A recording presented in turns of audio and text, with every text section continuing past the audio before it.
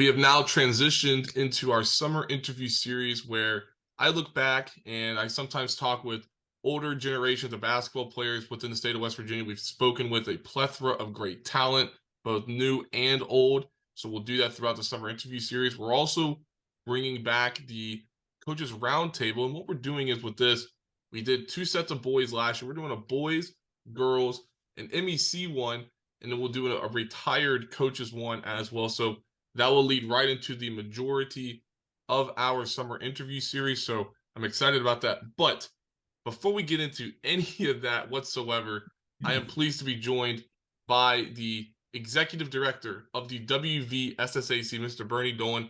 Bernie was on the show last year, and we talked a plethora of topics regarding high school athletics here in West Virginia. And to no surprise, we have more things to discuss. So, Bernie, welcome back to the program, my friend. All right, thank you. It's been a long couple weeks here, but yeah. I think we all get to catch our breath. Absolutely. Well, let's just kind of just walk through this. So, leading into this interview, we are recording on March the 29th, and just up to this point, how pleased have you been with everything that's gone on within the SSAC and within high school athletics here in West Virginia leading into this point?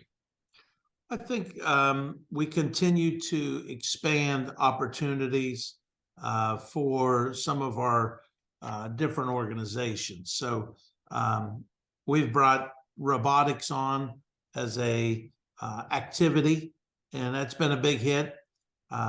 We have girls golf that we've had an invitational for and continue to get increased numbers there.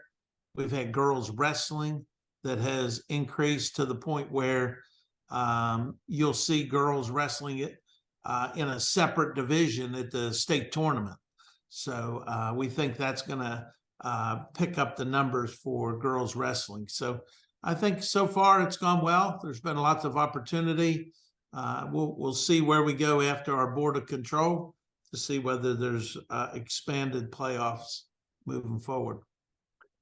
Since this is a high school basketball, a basketball-centric podcast here in West Virginia, let's go back to the state tournament, both boys and girls, that we had just a few weeks ago. It seems like 5 years ago, but it was literally just a few weeks ago. But one of the big things that always seems to be talked about a lot, especially following each of the state tournaments, is a quote-unquote tournament of champions. Now, what this would be, since we do have 4 classes, each team, I mean, they could be seeded, they could just be randomized, however it could be, but you get each of the 4 champions, and they battle it out for the ultimate belt. It's like in WWE, how everybody's going for the big money case or the crown or the belt or whatever it is. You could do the same thing with the champions in high school basketball. Do you like that? What do you think about that? Give me your thoughts. Well, first of all, one thing is teams who win the championship certainly wouldn't want to go out and lose after that. And even though they won the state championship, their last game, they get beat. And, nobody wants to end their season as a champion, but also going out and get knocked off.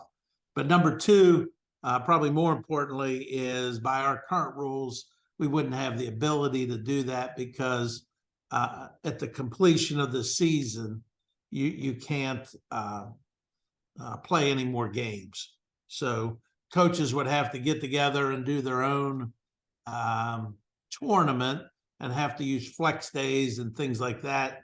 But you would be rolling into, the next season even further. I mean, even basketball, we're already 3 weeks into baseball, softball, and track and tennis. So if you did something even longer, it would be difficult. So I think it makes for great conversation, but ultimately I'm not sure how we pull it off and whether there's even interest in pulling it off. But I think it's great to talk about because I think, a lot of people would have liked to see some of these teams play it out.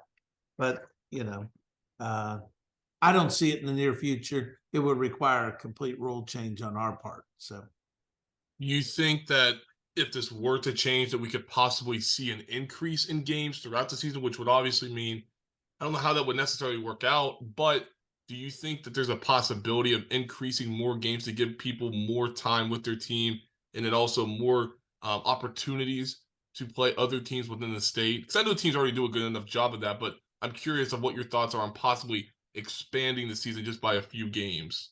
Yeah. Well, I mean, they get 22 games for the most part.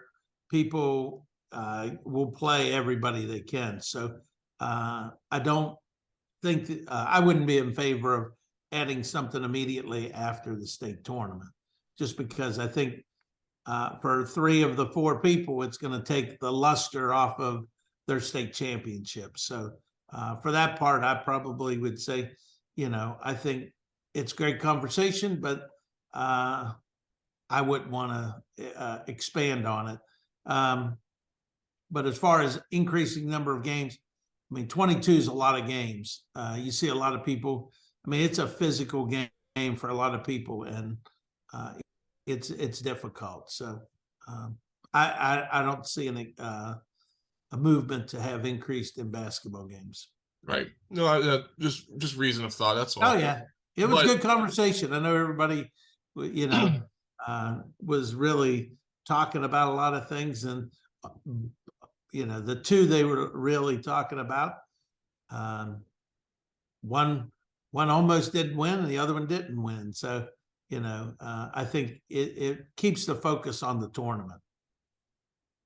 Okay, so then along the lines of the state tournament, let's spend some time on that because I think yet again you guys did a terrific job with the state tournament. I think it continues to bring in new perspective on just the overall magic of the state tournament. But a couple of things I want to talk about with the state tournament because again, as I continue to move along in this industry, I think more and more questions enter my head, which is dangerous. But Yeah. beside the point, before seeding came into existence with the state tournament, it was just randomized. Teams would just play one another. Back in the 90s, even you had teams like Woodrow Wilson playing Logan, and it was just the regional champions just being lined up. And then I don't know how that would work out. I'd have to look more into that. But there'd be good games. I'm not saying that there aren't good games already.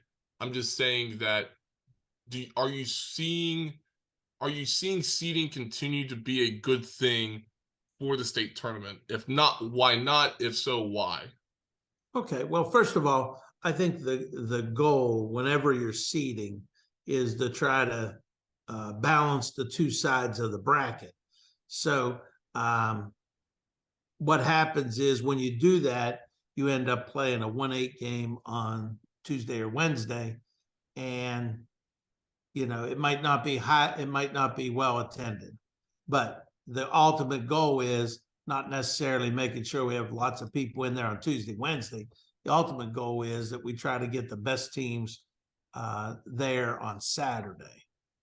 So we don't want the championship game to be played Tuesday night in a class because of a random draw. And I think that was one of the reasons they went to a seeded format.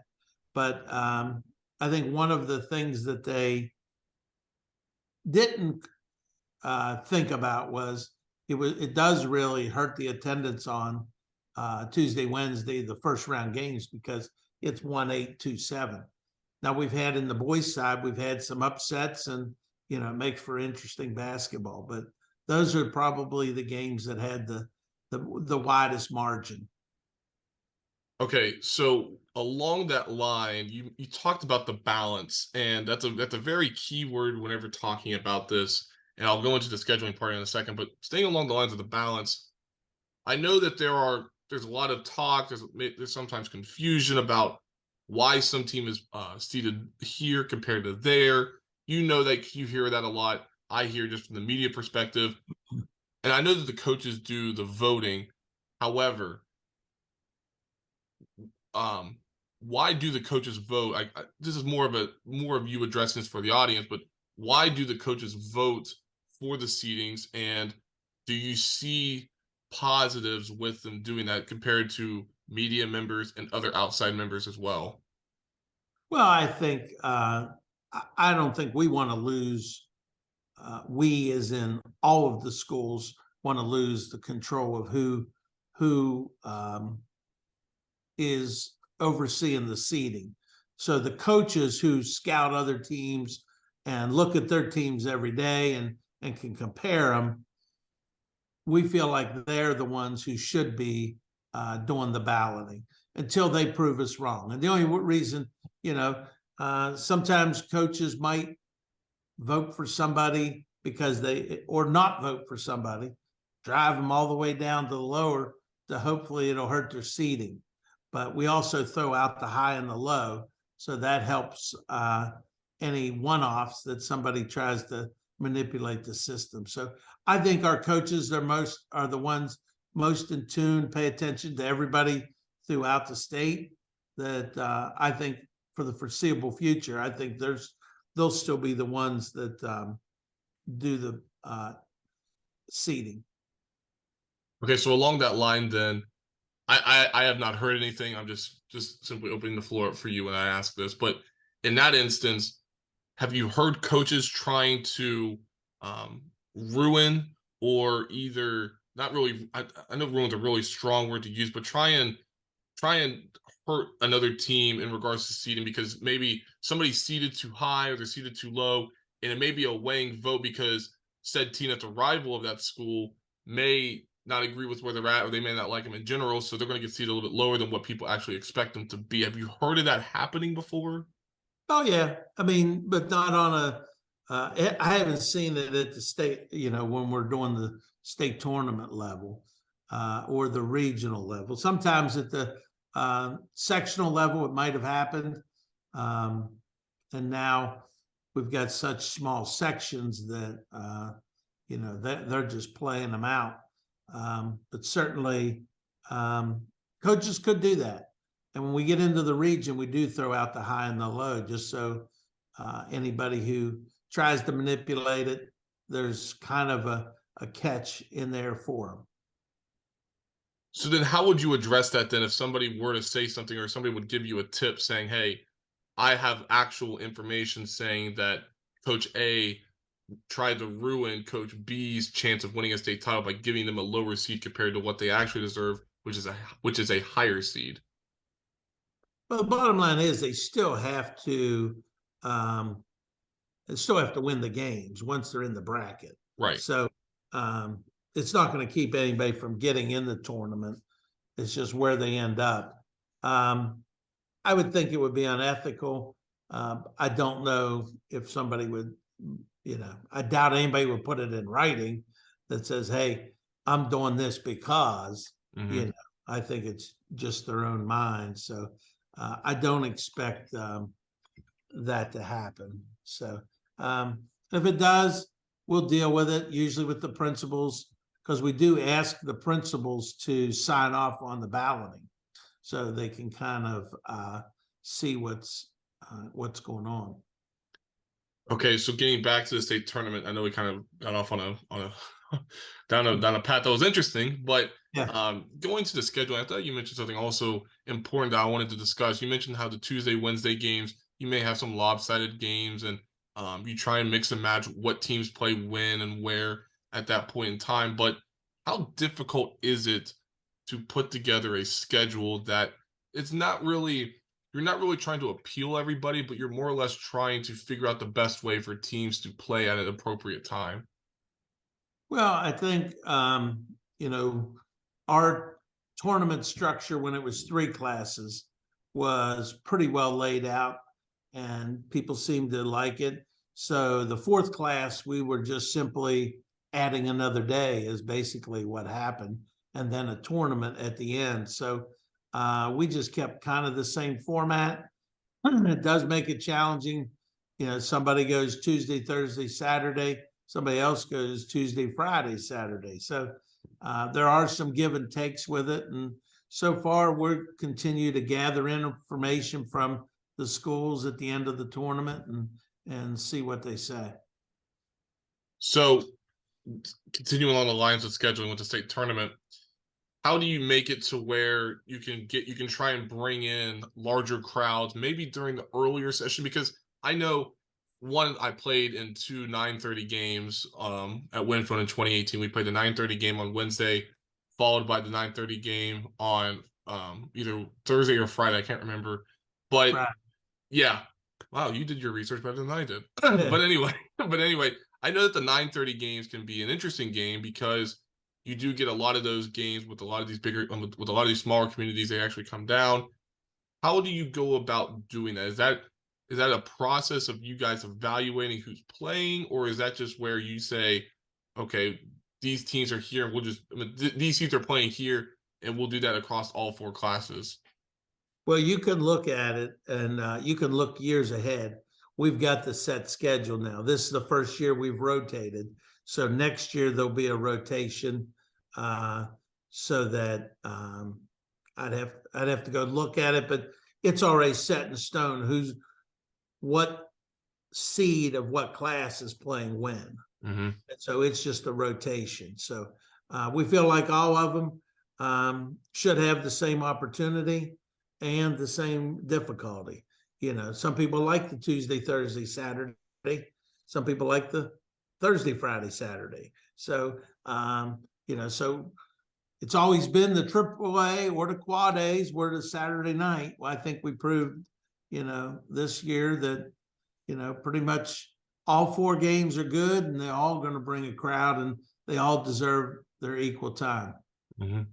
So along that line, then, what feedback did you guys receive when having the Class Quad A game go first, followed by Single A, Double A, and Triple A? What feedback did you get from that? We got mostly positive in that they like the other games later because they usually don't get to go later. The other feedback was from some of the Quad A schools. Most of them come from far away, so they have the ability to get there and don't have to actually spend a day overnight, and it helps them in travel. So I thought the Saturday crowds were all good. Yeah, absolutely. So I want to transition now into kind of just trying to focus on the overall environment of the state tournament. I know it's a very broad topic, but from what I was able to analyze this year, I thought you hit a lot of great points. But what you just said, and that was, I thought the crowds were terrific. I thought you saw a lot of great school spirit from different schools that had not made in a while, i.e. Ripley, who had not made it since '96. Elkins had not made it since 2000, and they actually won their first game in over 50 years. So there was that. Wahama, they brought a great crowd, first time in 53 years that they had made it. So you had a bunch of these teams making the state tournament. They were able to bring their community as well. But going more away from that and focusing more on the people that attend the state tournament religiously. And I say religiously because I know a few people that have attended the state tournament over 25 years. So that's why I consider them the religious attendees. But focusing on the younger people, how are you guys trying to make the state tournament more appealing, maybe more I'm going to use this word, maybe more sexier, even to try and get a younger demographic into the state tournament to try and see its magic and all of its glory? Well, it is a difficult challenge, and you know, we have not focused on that particular area of trying to make it more appealing to a broader band. You know, we have a digital program that everybody seems to like because it's got live stats, and the kids, you know, many of them are just using their phones at the game. So I would say there's some increase, but you know, we're going to continue to push toward trying to make things exciting for the people that are there. I know there's been talk about having like a fun fair off the, you know, inside the Civic Center or Coliseum, but not in the arena part itself. So I think you'll see some other opportunities to attract the customers. So along the line, we're talking about the demographics of the state tournament. I know I just mentioned the older demographic as well. How impressive is that for you to see such old, not really such older people, but older people that have been around for a while now? They've seen the greats of the greats like Jason Williams, OJ Mayo, Patrick Patterson, Randy Moss, a bunch of the Woodrow Wilson teams. The list can go on and on. What does that tell you about the people that attend the state tournament on an annual basis. Tells me they love the sport of basketball and they love the excitement of people playing for their school. They might not even know anybody in the tournament, but yet they're still there because they like the environment. It's part of their routine. They've always done it. And they think it's a great event and they just like to be a part of it. And so, we appreciate all their efforts because when they show up, the more big crowds you have, the more people want to come back. And that's what we're hoping for in the future. One thing I do want to talk about before we talk about the other state tournament segment that I want to discuss, that's digital ticketing. I know that is something you guys have been using a lot lately. Now, definitely became more popularized following COVID and even during COVID, whenever events were going on. In a state like West Virginia, broadband is not here yet, but internet is still hit or miss where you may be. And digital ticketing could be difficult for people as well. I'm just curious of what your thoughts are with addressing that, because I know that certain people have a hard time accessing that, and whenever they do it, it may be confusing for them. What advice and what would you say to what I just said? Well, first of all, we know there are challenges throughout the state in different portions. There's no cell service, no Wi-Fi. And those certainly, we work with each of those schools as they're hosting events. What is appealing to us for digital ticketing is that if you take a football or basketball regional or playoffs, first round of playoffs of football, you've got 16 teams times 3 classes, 48 teams, so 24 games going on. So how many people are touching that money? How many people do you have to, people have to count it, people have to double count it, and people are giving change and everything else. So for us, it takes away all that cash part. And so I think it makes it simpler for the schools. Now, is it challenging? Yes, but each school has been able to work around it. Places like Cameron have no cell service, so they don't do digital ticketing.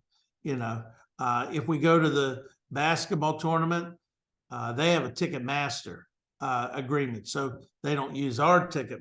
They use their own. The Huntington Civic Center, they already have an agreement. They use their own also. But for us, I think it helps our schools take care of, you need less people working the games because you got less people handling all the cash, and the reconciliation is much cleaner. So there's a lot of great benefits. We continue to work through the challenges of people not being used to it. Certainly we encourage people to buy them ahead of time on your phone. We've also set up some box offices so you can purchase your ticket at the door with a card with what's called the box office as part of GoFan. So yeah, there are challenges, but I think the benefits far outweigh the challenges. Transitioning into a topic that, when talking with people, whether it be at the state tournament or away from it as well, they've brought it up. And I've heard them, I've listened to them as well, and I know that we've kind of touched on it before, but I want to kind of dissect it more, is probably the correct way to say it, and that is not really throwing away the idea of the sectionals and regionals, but also opening up the idea of a potential football-esque playoff for basketball. I know that you'd probably say, well, we would want the regional representation, which is good. I do approve of that just because I'm a small town kid, obviously. But when you have multiple teams, I'll use this example. I did not tell these guys I was going to mention them, but last year's state tournament, you had Capital, South Charleston, and George Washington, all three ranked at some point in the AP poll, and only 2 of those teams made it. Now, if there was a larger state tournament, then all three of those could have made it. That's just solely based off the numbers. I think personally each of them would have made it if there was a larger field. I know that as well with that you could have more revenue from that. You'll have more teams, more games. I know we'll probably have to expand the week, obviously, but I've also heard that the idea has been floated around amongst one another within different schools about possibly doing this, whether it be through a 16-team field or whatever that may be. My question to you is, what are your thoughts on that? And could it be experimented? Because I know you guys have experimented with the 4 classes. I mean, you've gotten great reviews from that. But just to try and give like a trial run necessarily, do you think that there could be a possibility for a 16-team playoff in boys and girls high school basketball? I think there are some real challenges to it. Number one, you've hit it on the head that we do like regional representations because we don't want sections of our state to die. Because they can't get by, it's them coming to the state tournament that gives them the excitement to go back and carry on.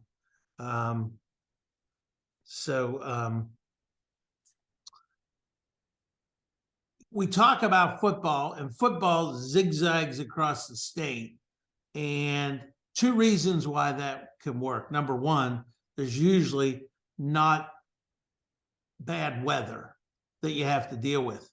Well, if we're in the middle of the winter and we've got people going from Jefferson to Huntington, that's, it's pretty dangerous. You don't want to get halfway and find out you're canceled. In individual games, we make a lot more. There's a lot more revenue in the individual games in football so that you can pay some of those expenses. The expenses would be pretty difficult for the schools to handle. It's bad enough when you're traveling that way for football, but if you had to travel multiple times during the year to get somewhere, it's expensive. And so I think weather, cost, and I really, it happens in every sport. We always talk about Capital GW and South Charleston in basketball. In wrestling, it was Region 4 for a while. In track, cross country, it's Region 1, with the Morgantown University, Wheeling Park. So there's always pockets of strength in each sport. And so it's just inherent in the sport, but we're still saying that maybe not the best 8 teams get to the state, but everybody earns their way to get there. And therefore, we do want to keep the regional representation, but also certainly try to control the cost for the schools too. Okay, so I'm glad you brought that up. So I want to pitch an idea to you. I know you're probably thinking, well, great, here we go. But anyway, so you mentioned how the regional representation is good. Again, I mentioned my standpoint on that. I do agree with you as well. But do you think it could be easier, say, if this were to happen? I'm not trying to put words in your mouth, and I know what you said, but if this were to happen and you guys do come to the conclusion that it could work, do you think it would be possible to do it inside a centralized location, i.e., like what the NCAA tournament does in regards to its NCAA tournament? Well, I mean, one of the benefits, we think you should benefit from a great season, and you should have that reward of hosting throughout the sectionals and regionals. So I don't see, it makes everybody travel at that point. Plus you have to have workers at that place. So if I'm at home and I'm hosting, then I can have my workers from the school will be there. But if we're both at a neutral site, that's now going to require that neutral site group to have the workers. And then we don't always have direct access to the neutral site people. Understandable. No, I understand. I get what you're saying. I get what you're saying as well. So, kind of going back, and I know I probably know what you're going to say, but I'm going to ask it anyways. But when talking about this, um, when talking about this idea of moving the state tournament, I know that we talked about the younger demographic and trying to make it more appealing, try and make it more, um, interesting for them. I think just moving it around, maybe, or even just trying to figure out ways. I know we talked about that earlier, but what are your thoughts on potentially moving the state tournament out of Charleston and maybe trying and experimenting it somewhere else, like Marshall or West Banco Arena or somewhere like that, to try and attract another audience, so to speak? Yeah, I mean, we have posted all of our sports almost out and have people bid on them. It would be difficult to separate boys and girls basketball, just because we don't separate them in any other sport, and so it would be difficult. I'm not sure the Wheeling Arena would be open for 2 weeks after the MEC because they have that hockey team up there, plus other things. At both Morgantown and University, Morgantown and Marshall, they both have the opportunity to host an NIT, so they don't want to give up that week. So it makes it challenging to find a facility for 2 weeks in a row. And they've made some nice improvements. We're told that the chairs are coming. Seats in arena will be coming soon. So I think that'll be a welcome pleasure for everybody who has sat in those seats for a long time. Okay. And I know people may start rolling their eyes. I know you're not a fan of this, but let's spend some time on this transfer bill that was passed during the legislative session. It's now up for signing. Regardless if Governor Justice does not sign it, it technically still becomes a law unless he vetoes it. And we're talking about House Bill 2820 that actually tied in with the Hope Scholarship as well. Let's just start at a macro and we'll work our way down. But just give me your thoughts. How concerned are you about this, and just kind of walk me through that? Yeah, well, it's certainly it's brought a lot of our attention. I mean, probably since 262 was up on the table, it got morphed into 2820. 2820 by itself was simply looking at the Hope Scholar kids who were in micropods and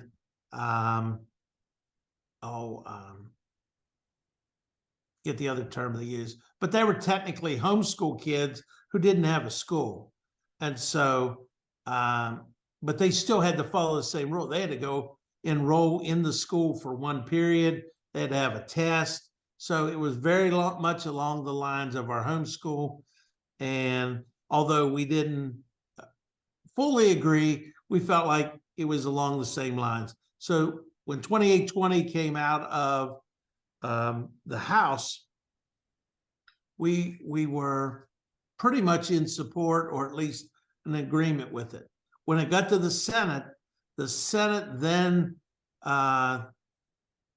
took out the part where you don't have to be enrolled in the class.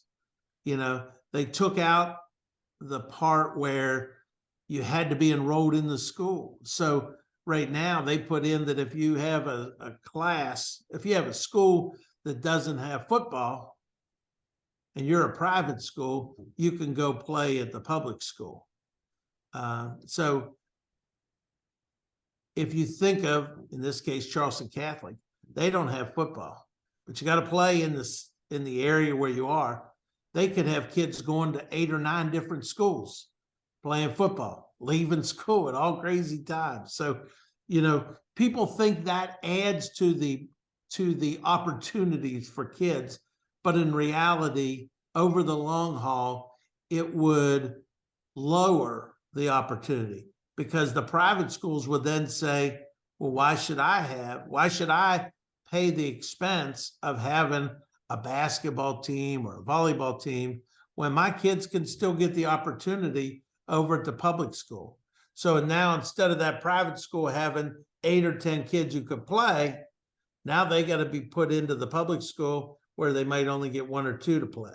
So that part really is going to limit opportunity over a long period of time. The transfer part is really because we allow transfers, but they have to be for academic reasons and they have to be at certain times. We feel like you can go anywhere you want, 8, 6, 7, 8, 9th grade. And there is recruiting going on. We know it. We can't stop it. But by now, this will look a lot like the college transfer portal, where kids will go to a school for a couple years, realize that, hey, my team's not going to be very good, but the team right next to me is going to be good. So for purely athletic reasons, I'm going to transfer.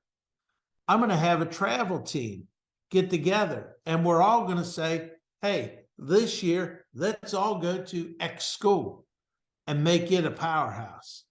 When in reality, what we support is education-based athletics. You should be with your school.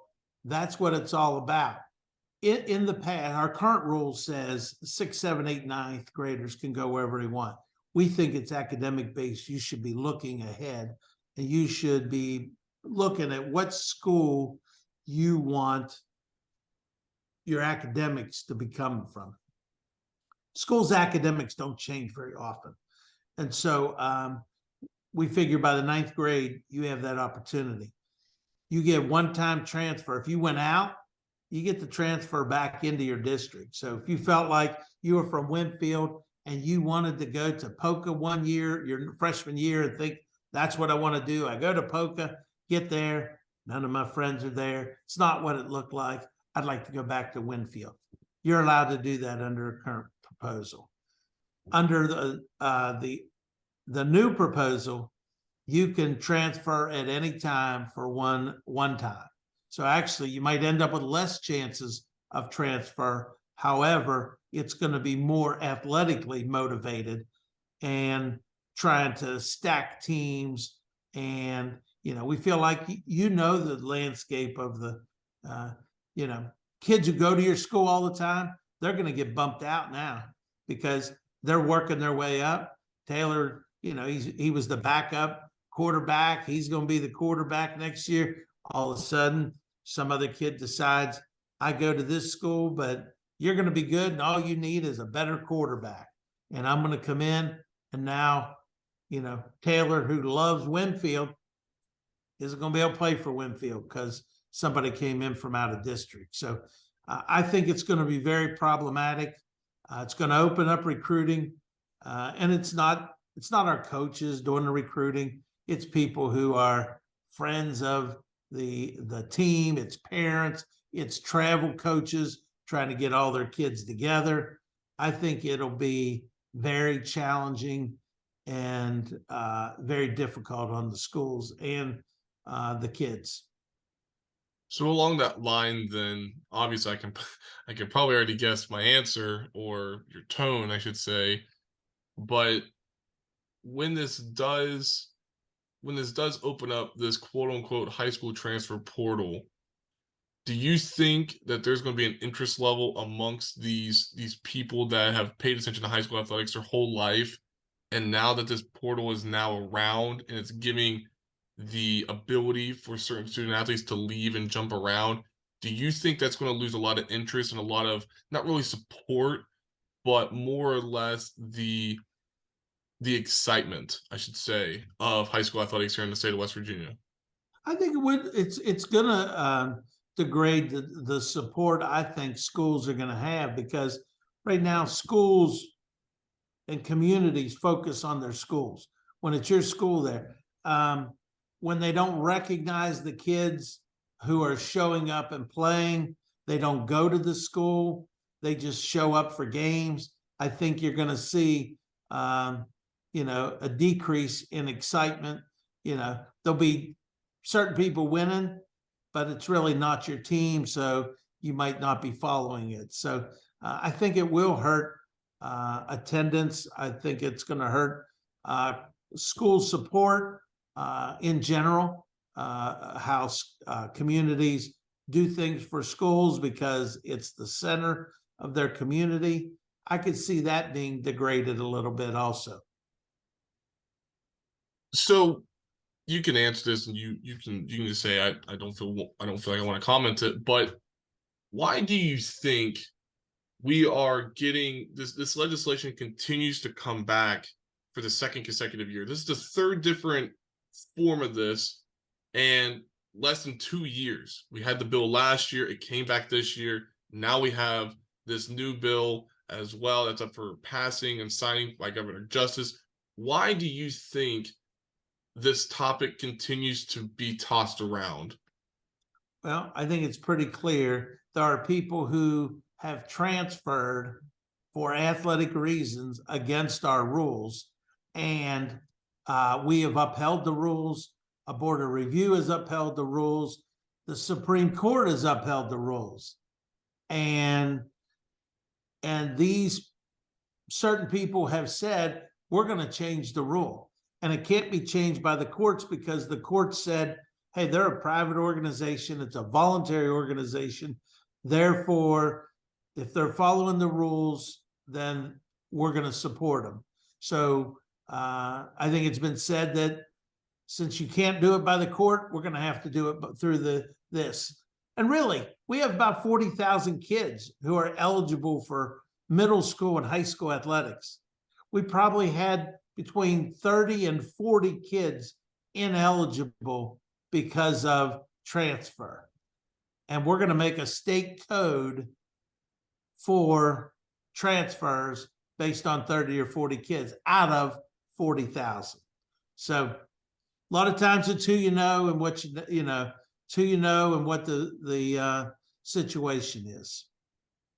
So let me read some numbers off. I don't know if I've mentioned this to you before, or I've mentioned this to another audience or on this program before, but this is not an opinion. This is just all straight facts, factual information involving this high school transfer portal. So let's just call this school A, and say that school A in West Virginia has an enrollment slightly above 420 students. Of that total, approximately 200 of those are female student athletes.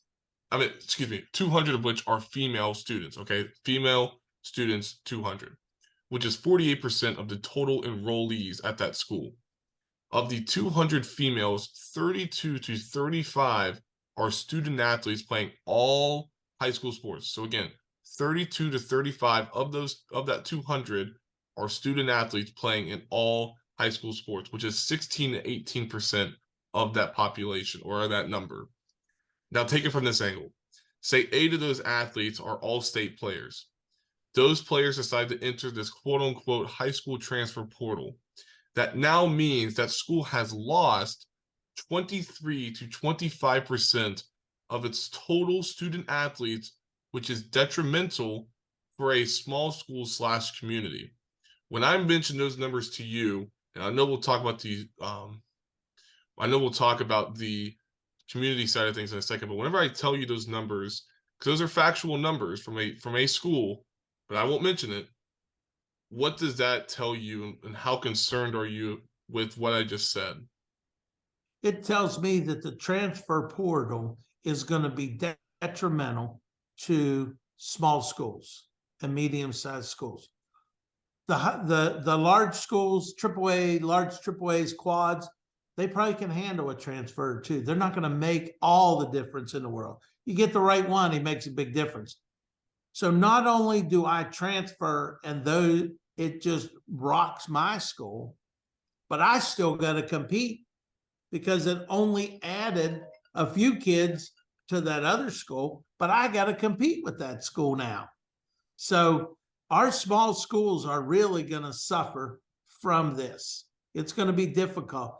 And now if I'm a country school, if I'm one of our rural schools, nobody's transferring to my school. I can't get to Pocahontas in a half hour from another school. So I'm never going to get a transfer. However, I got to play everybody who's getting them. And so I think that's unfair. We may look at right now on our competitive balance, we look at where you live. We look at how many kids are in your school, and we look at the economics of your county. We may have to add another model, that part of the model that says how many transfers do you have, and if you get too many transfers, you got to bump up a class. And there's really no option to the school either. Either the private school who's losing them in some of these cases, or the public school. They don't get to say you can't come. But once they're there, you got to use them. I don't think there'll be many coaches who, if Taylor enrolls and you're really good, they're not going to say, we're not going to play. But certainly in the big picture, long term, it doesn't help the schools. Okay. Let me ask you this. And I think you kind of mentioned it earlier, but I want to make sure I'm understanding you clearly. With this legislation, do you think the SSAC now has lost power in regards to this transfer rule now that this has become a state law? No, because first of all, the state law says we're to create a new rule. So our rule will still be the one promulgating the rule. Okay. However, it'll have to be promulgated along with certain stipulations. So we'll still do the rule, but we'll craft it as close as we can to the legislation, but also as close to what we think is appropriate for our schools. Okay. So I agree. Okay. Just want to make sure I was understanding where you were coming from. So do you think then, you mentioned the community support for it, so you pretty much took that segue out of the way, but you mentioned how, kind of going back to the state tournament, you mentioned how with the community support, people may start seeing new people that may not see at their local restaurants or local grocery stores or whatever it may be. Now they're starting to see new faces. Same thing with the state tournament, with these older demographics coming in and these other people that have been attending the state tournament religiously. They now start seeing that this student went to a different school, and that student was very prominent and successful at the school prior to the new school they're at now. Do you think that could hurt the state tournament attendees, as we mentioned earlier? I think the people who go for the spirit of the rule is that they want to go watch schools playing, kids representing their schools. So if we have kids bouncing from school to school, or kids not even going to that school, it's going to change the tournament a little bit. And I think when you see a star going from one school to the next school, I think there'll be a loss of interest from the general fan who says, I want to support this school, but, it's really not that school anymore. It's just kids who want to come play for that school. So I think it is going to be difficult for some of the general fans to be excited about kids swapping schools, stars swapping schools, and creating imbalance. So let's transition now into the other side of things with this, and that's the 4 classes. We just saw the third year conclude with 4 classes in both boys and girls basketball. There's still another year for this quote unquote trial period. I know the trial period was the first 2 years, then you wanted to examine it another couple of years. Give us an update. What have you heard? What's the feedback? Are people still continuing to like this 4-class system? Well, we have our board of control next week, and that changes. That's for all of our rules. And there are more proposals for using the competitive balance to increase the number of championships. So there's proposals for football, baseball, softball to not only use the competitive balance, but also to use, to have 4 classes among certain sports.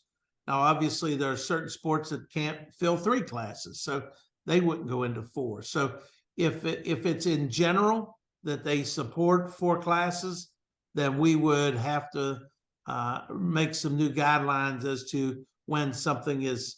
Right now, we say if you have 32 schools, we'll have 1 class. If you have 50% of your schools offering the sport, we have 2 classes. If you have 75% of your schools, we have 3. So we would have to come up with another guideline for 4 to see when we were going to have 4 classes.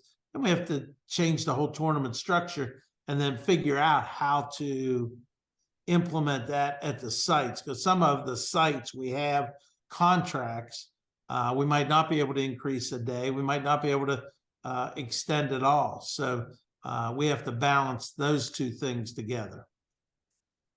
Okay. So it seems like we could see 4 classes and more sports starting in the next couple of years, correct? Well, next year, like the fall of 23, we will be redoing classification. So if we're going to do 4 classes in other sports, that's going to be the time to do it. So it would be for the 24-25 school year.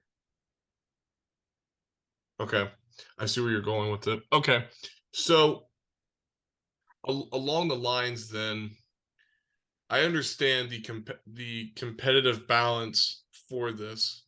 I understand that it's bringing in new teams and communities to different state tournaments, different championship events, and opportunities as well. I understand all of that.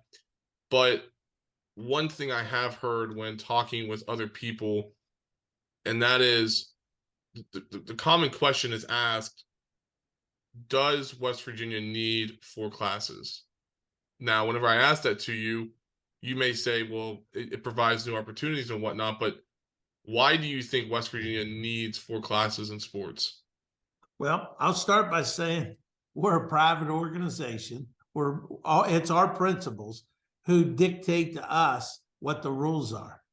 And if our principals say we want 4 classes, then it's incumbent upon us to make it work. So we're just doing what they want. And overwhelmingly, they wanted 4 classes in basketball.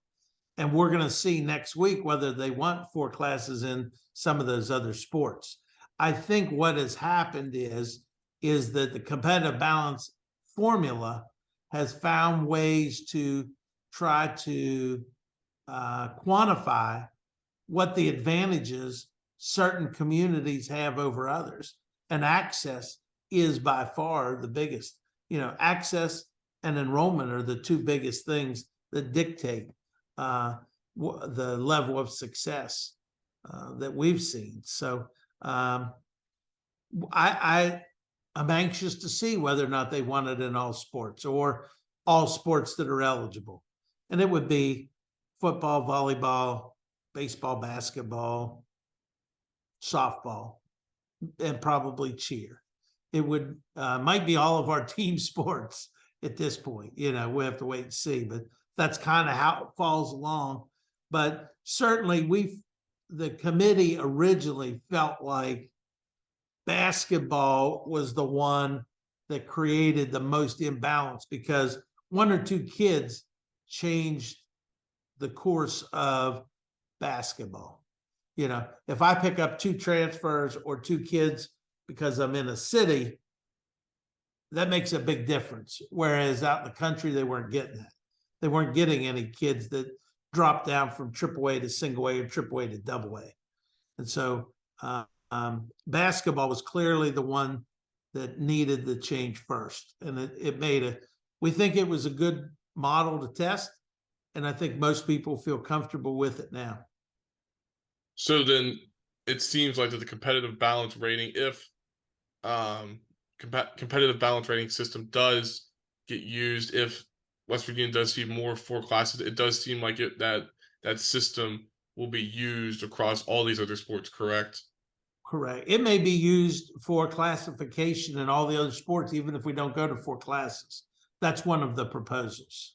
So instead of taking strictly enrollment, breaking it down, because you hit it on the head. If in strict enrollment, doesn't tell you how many kids are really participating. We have some of our large schools who have minimal participation. I take Preston County, for example. Some of these kids are on a bus for an hour going in every direction because Kingwood's in the middle. Well, if I got an hour after practice that I have to travel and find my own way, what's the likelihood of participation? Not very high.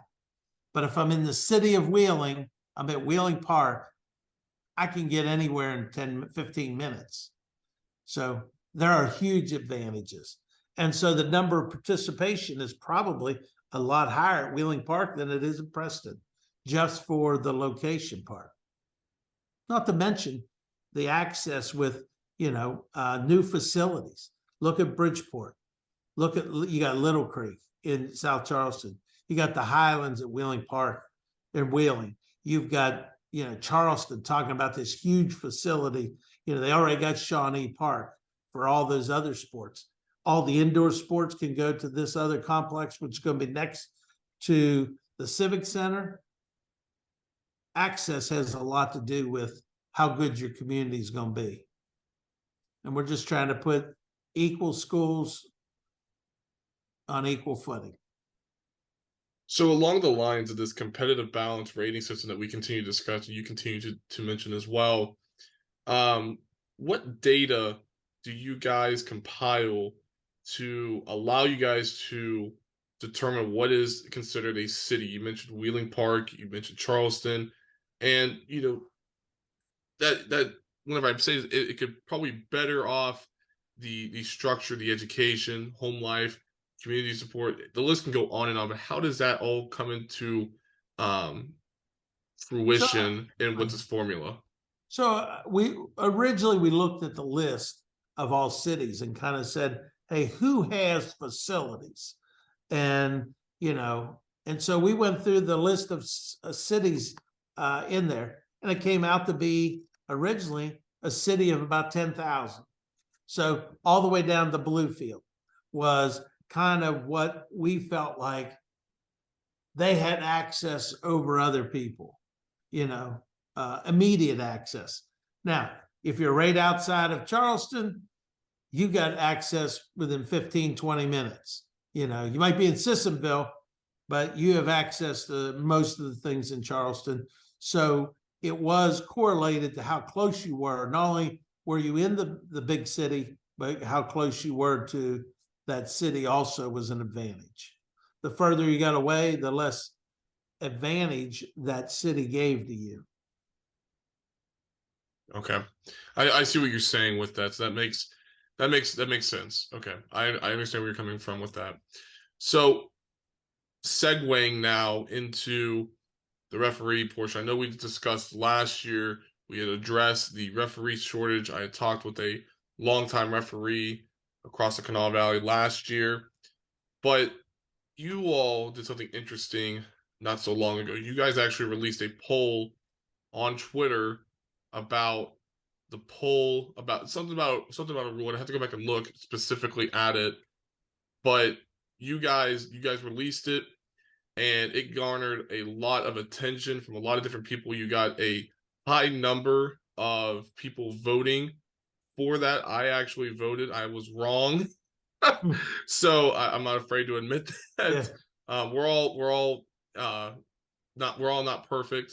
Right. But just kind of give the audience, here it is. Okay, I found it. Yeah. So you did a bunch of different questions with this. And one of the ones I'm looking at right now, you posted on March the 17th, and it says, if the second free throw for an intentional personal foul is unsuccessful, the ball remains live. It was a simple true and false. Answer was false. And you were allowing people to engage and try to understand the officiating side of things. Why put these polls out on Twitter? What was the motive behind it?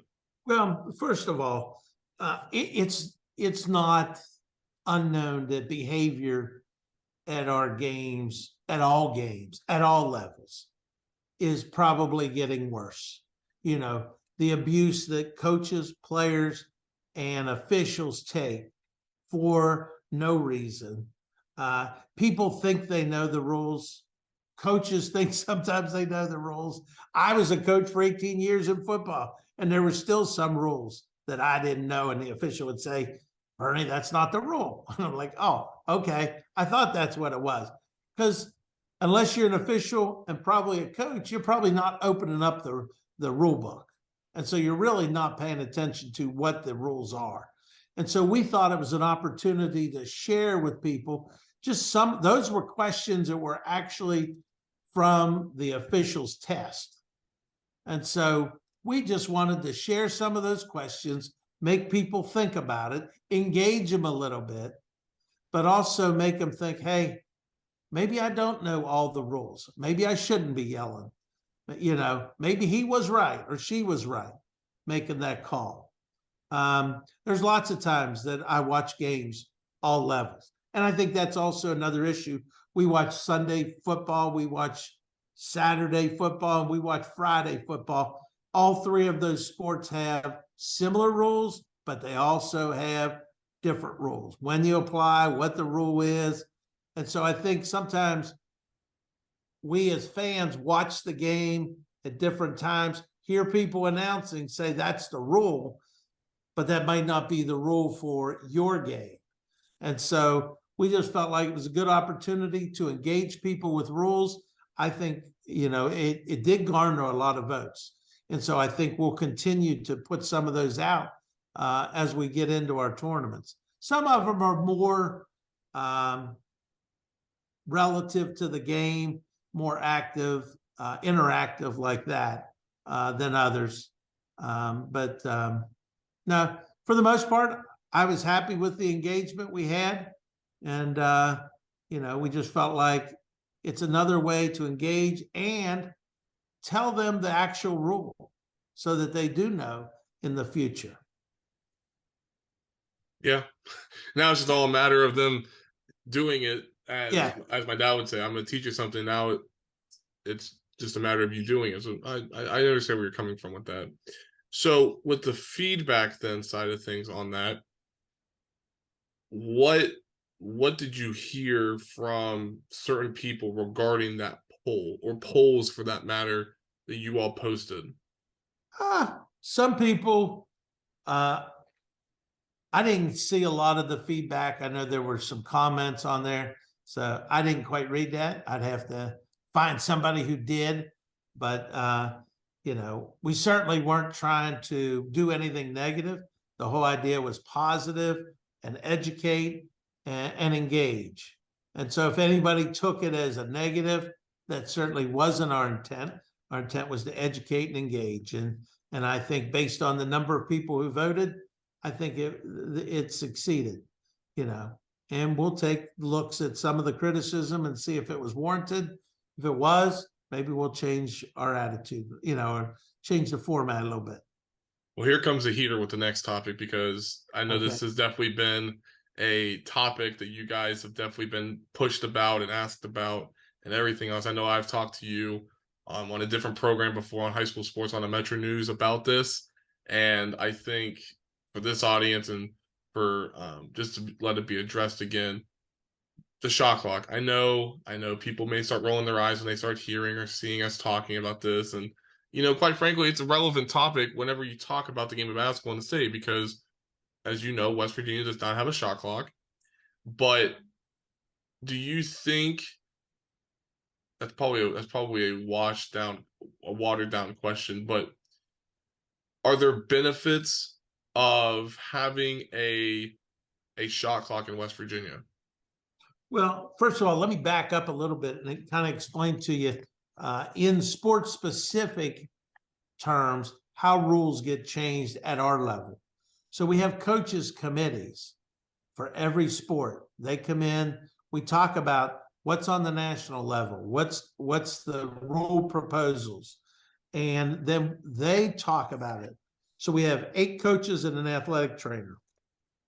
In terms of basketball, we have 9 on the boys, 9 on the girls. They all meet together. So we have 18 people in the room that are basketball people talking about it. So they discuss all the positives and negatives. they as a committee would make a recommendation to, do we go with the shot clock? If they make the recommendation, I look at it and then I decide, do I want to push that forth to our board? Sometimes I do, sometimes I don't. Most of the time we take the support of the committee and move forward their items, unless there's things that are out of kilter that we don't support. So our coaches committee are not in favor of it. You know, they don't feel like it's broken. Sure, there are a couple games that a shot clock would have affected, but quite honestly, watching people hold the ball for 25 seconds, it's a struggle sometimes because they can't do it anyway. So I think it also, if you have a shot clock, it benefits the better team all the time. There can't be a strategy on the lesser team. If I'm the football coach and you're the better team, I want to run the clock. I want to be able to run the ball and keep churning that clock so that I can shorten the game. So that's similar. So what do I do in football? I got to get up there and stop you. So just as much as there is a shot clock demand, a lot of that is because the defense doesn't go out and play. If you went out and played man to man and attacked them, it's only effective if you sit back and let them stand out there and hold the ball. If you go out and play, they're not going to be able to hold the ball for 30 seconds. They're going to have to be really good. If they're that good, they can hold the ball for 30 seconds. When you're out there playing them man to man, playing them tough, then they're pretty good. They probably don't need to hold the ball. So I would say there are still some positives, but we don't see, our coaches don't see a real desire for it yet. And when they do, when that coaches committee decides if they do, then I think you'll see us move forward with it. But until they get, everybody can go on our website and find out who's on the basketball coaches committee and talk to them. But right now there's really not support for it.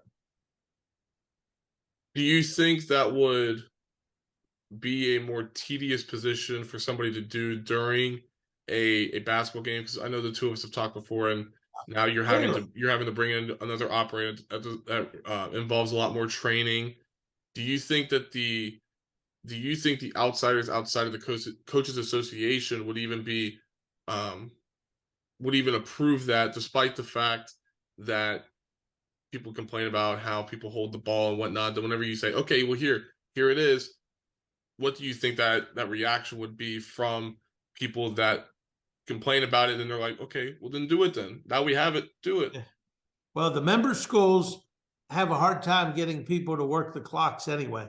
This is clearly the hardest clock to work. You got to know when it hits, when to change, and it's difficult. You don't just sit Bernie Dolan down and say, you're the shot clock guy today. Where if I'm doing the regular clock, it's easy to stop and start the clock. But if I got to do the shot clock, that takes special training and somebody who's dedicated to do it. You only have to look away one time and miss the call. So it's highly intense if you're going to be that person. So it would be the most difficult position to fill for a school, I believe. Let's spend these last couple of minutes talking about the section side of things with boys and girls basketball. And let's start here. Does the SSAC foresee forcing sectional opponents to play one another? I don't know if I didn't do my homework with this enough, but it seems to me that from what I've seen from an outsider's perspective, that there are certain sections where certain teams don't play one another during the season. Is it going to become a point where each sectional opponent has to play each other during the regular season? We have never dictated that you have to play people. We think there are reasons why you do play. Not sure what the reasons would be if by not playing, if they're in your section. That would have to be something that our schools would have to be behind, and they would have to make it a rule to say, hey, in certain sports, you got to play everybody. We would not dictate that to them. Okay, so why though? Why would you not dictate that whenever they don't play each other and whenever As the in time? general, okay. No, So go in ahead. general, our office dictates, controls the playoffs system. Okay, so we have all postseason control. They always have regular season control. We have no interest in taking over regular season control for two things. Number one, that's where they get their money. They get their money from their regular season games. Mm-hmm. We get our money from state tournaments as well as football and basketball. But so for us to dictate to them, you got to play X school, but you want to play Y because you know you're going to make more money and it's a better game that everybody wants to see. We don't want to be in that position to be dictating. So we certainly encourage everybody to play within their section, even their region. So then along that, then could we see certain some shifting and moving with seedings for sectionals? Meaning, because you look at each of these sections, and obviously class single A, I'm looking more towards the boys basketball side of things. So I want to address that first. I'm looking at boys high school basketball, and class single A has the most schools in that class with 36, and then the least amount is class double A with 27, then quad A with 29, then triple A with 30. Do you think we're going to start, like, I know you mentioned the reclassification, and we may see some teams go up or down, or they may say they want to play up, or they may want to move back down. But along that line, when that does ultimately come back, when that ultimately does finish, could we see the moving around of putting different teams in different sections and even different regions as well? So each time we reclassify, once we say this is our cutoff for single A, double A, triple A, we always start at the top though. And what we did last when we do the competitive balance, we put each of them at 29, and then we put single A, which was whatever was left. So it had 36 or 37. The reason why single A is usually the biggest is because a lot of those schools at the bottom, they don't always have teams. And so it's not unusual for them to have the most. And that's where, if you get from 150 down to whatever union is 60, there's a large number of schools in there. So it would be hard to separate them out. So we feel like 29, 29, 29, and whatever's left was pretty good. The reason why double A went to 20, it was 24 at one point, because so many schools left double A going to triple A thinking they could, it was going to be easier at the triple A level. I think most of them found out it wasn't going to be easier, and they came back to double A and made for a more balanced tournament. So we will, because those 29 will change, maybe the middle 29s will change. Therefore, the sections and regions change. Okay, so along that line, then, are we going to get to the point where there's going to have to be?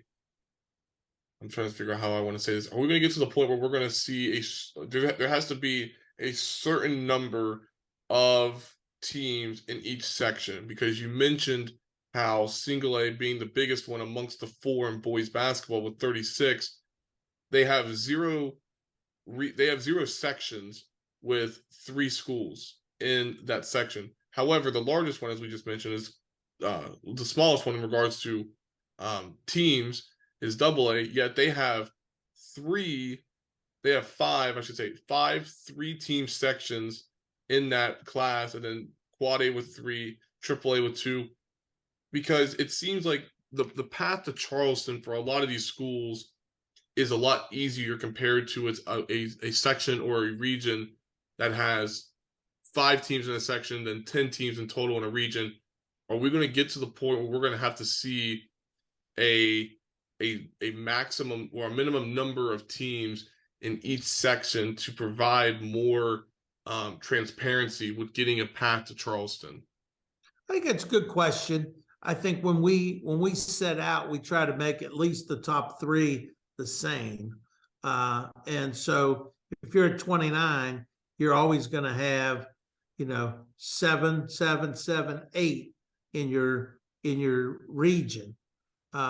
If you've got 36, you're going to have 9, 9, 9.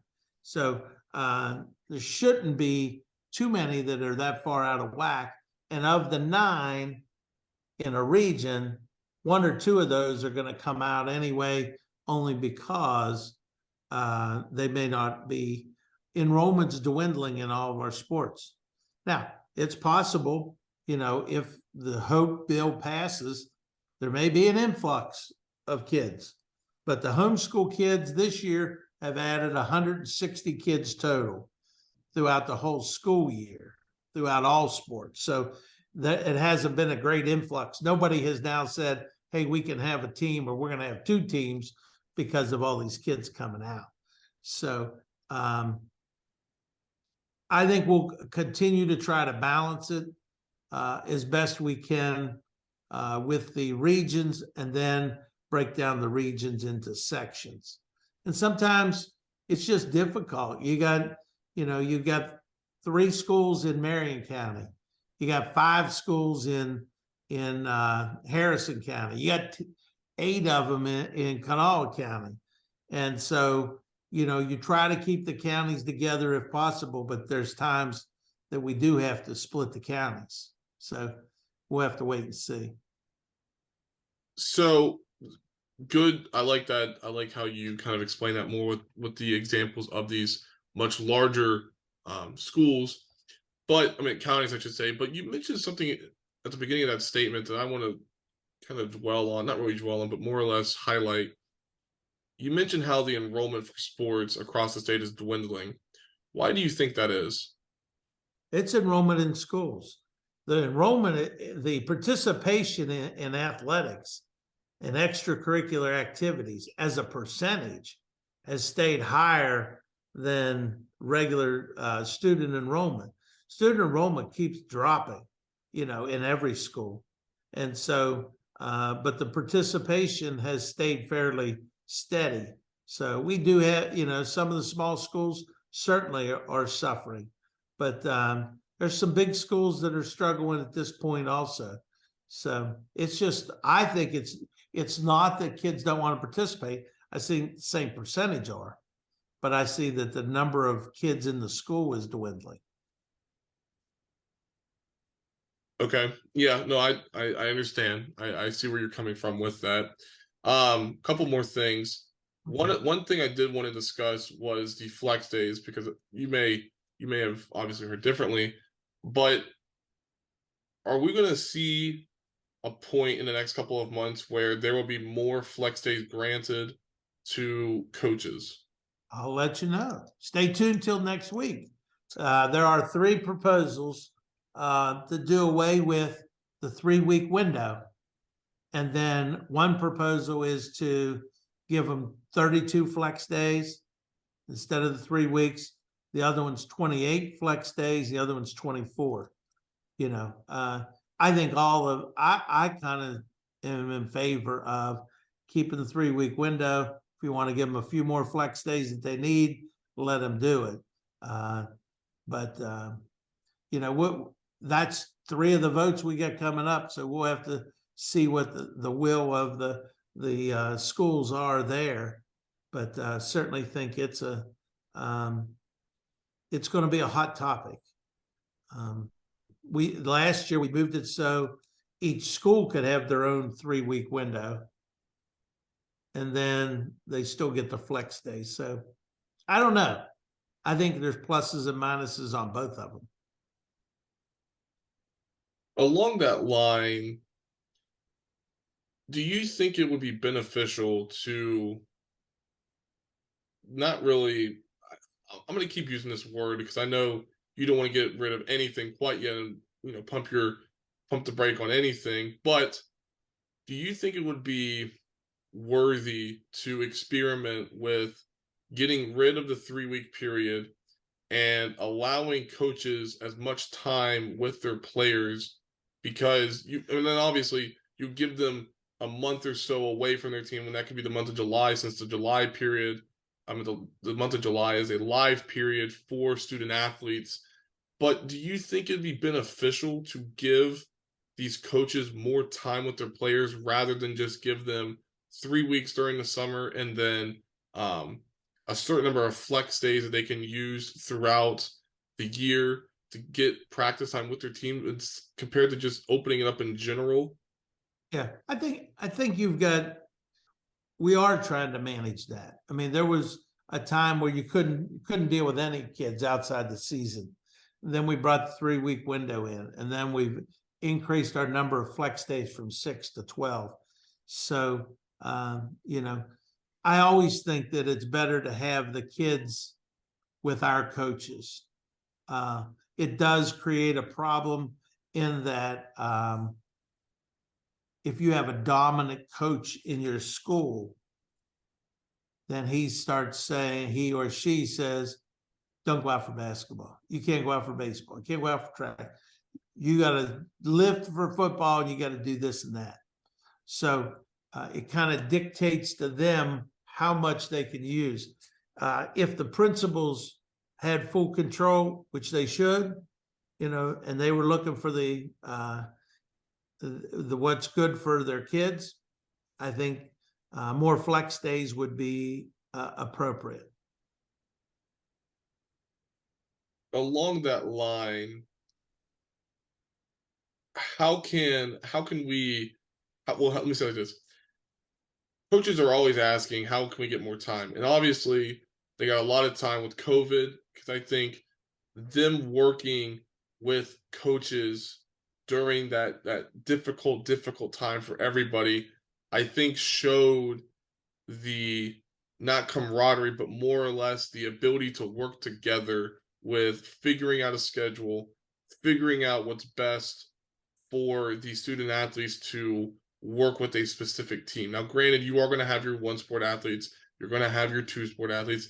Then these smaller schools, yeah, you're going to have a few that are going to be playing multiple sports, and that's 3 to 4 sports. And that happens across the state, and it happens nationwide for that matter. But whenever I say that about how these coaches were able to work together with it, is that still a thought that needs to get run by the principals, or is that something that the SSAC tackles? Yeah. So we are the principals. I mean, we just do what they want. So if they want that, then they have to write a rule proposal and make that change. So that's not something we would change, because that's in our bylaws. So we would have to have principal write it up, and then them get enough support to be able to do it. Okay, so I'll end on this. Oh, two things. Do you think the transfer rule then could become more? Let me say. Let me think. I'm gonna say this. Do you think the transfer rule and what I just said would become more dangerous? I should say dangerous, meaning towards the transfer portal, because then these kids get to jump around, they get to go to these different schools, and then if they are able to practice with school A, but yet they're still staying with school B, that's opening up just a can of worms at this point. Do you think if that were to happen, that could happen? Well, I think if we open up the calendar for our own coaches, they would have contact with their players more often, and it would be less likely that the influence of a travel team to try to recruit and say, hey, let's move people over here. So more connection with our schools and our coaches would help diminish that travel, because in essence, you could travel with your school team. That could be the team that goes there. So there wouldn't be the same recruiting going on inside that, that travel schedule. Okay, so I'll end on this. And somebody had asked me about this. Now I told him I would ask you. it's going back to this whole four class system, and say if you guys do expand the four classes again among other sports, okay, so this is a hypothetical. Would there be a smaller number of would there be a smaller group of schools in 4A to keep, meaning 16, your top 16, 18 schools that have the highest enrollment, like, like Morgantown has a huge enrollment at right around, I think, 17, 1800 students. I know George Washington's the same way. But then when you look at the other top four schools, and well, three schools, because you have the three classifications on the SSAC website, your biggest school is Morgantown at the top. And then when you look at it from the standpoint of the bottom of it, Bridgeport is at 822. So obviously it's going to be difficult for a school like Bridgeport to contend with Morgantown, since Morgantown has more students. They may have different things, I should say, compared to Bridgeport. And then you look at it from a smaller perspective. In Class AA, Fairmont Senior has the highest enrollees at 799, with Elkins right behind with 798. Then Polk is at the bottom with 486.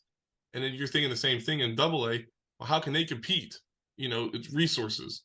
So my question to you is, could we see, if there were to be a four-class system in other sports, we can even talk about basketball as well, but could we see almost like a quote-unquote super class, and we keep the top however many schools that have 1,000 or more enrollees, and they get their own class, and everybody else, you just have to figure that out in regards to where they rank in regards to AAA, AA, and single A? What are your thoughts with that?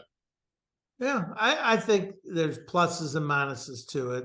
The plus is, the whole idea behind the class system is to try to make sure that everybody in Class A is within reason.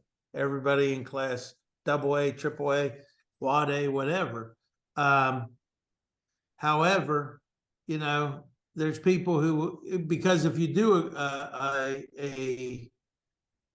a super class, a Quad A, and say it's only taken 16, now they're going to have 16 and everybody else is going to have 35, 35, 35.